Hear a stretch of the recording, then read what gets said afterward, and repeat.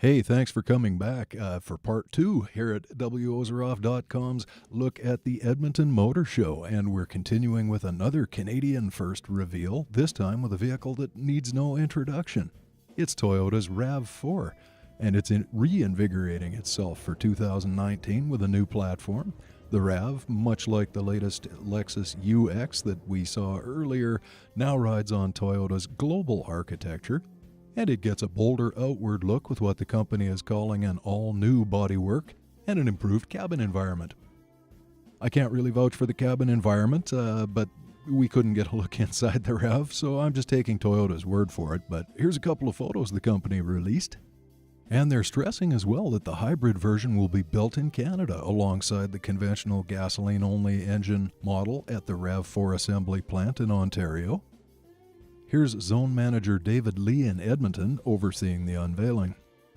Now, as you may imagine, the latest update of Toyota's Safety Sense System, or TSS 2.0 as they like to call it, will be available in the RAVs, as will the company's OnTune Entertainment and Information Interface. Likewise, it's up to its latest version, which is now OnTune 3.0. But on the more practical side, the company is stressing the new model features of their trims, which include a new all-wheel drive system for putting the power to the wheels. There's now a hands-free lift gate. A digital display rear-view mirror will be available for the limited trim.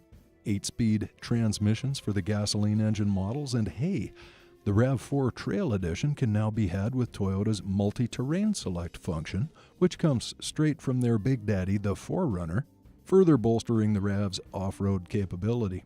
And the Lexus and Toyota models were about it for Canadian firsts at the Edmonton Motorshow this year. Ford showed their Bullitt Mustang, but that was just an Edmonton premiere. You see, the car has been shown all over the place by this time. So instead, we looked around at a few of the manufacturers' display stands before we gravitated inexorably towards this, the Kia Pavilion, for a look at one of the Korean manufacturer's most talked about models ever, the Stinger. This is a pretty exciting new entry from Kia. It's a 5-passenger fastback Gran Turismo sedan designed in Europe, in Germany as a matter of fact, by Peter Schreier and his team at the company's Frankfurt studio. The Stinger is really adding some lightning to the brand, which has been quietly and systematically ramping up with ever more appealing models and ever-improving overall quality and reliability reports until suddenly they aren't just designing their cars with a European sensibility, but actually challenging some of Europe's biggest names on their own terms.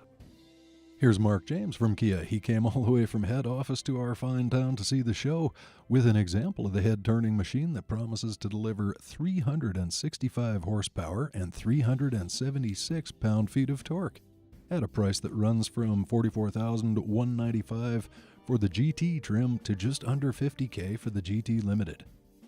Now, interestingly, Kia states that the Stinger is their first all-wheel drive sedan in addition to being their highest performance production vehicle ever, thanks to the 3.3-liter twin-turbo power plant under the hood.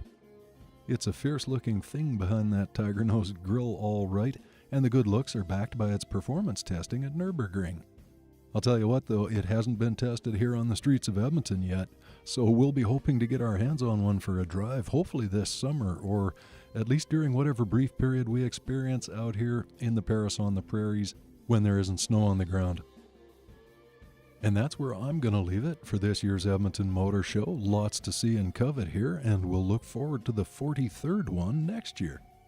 Now, thanks as always for watching our channel, and please feel free to subscribe and help push us towards our eventual inevitable domination of the internet and, of course, the world. But most importantly for now, have a nice day. Thanks.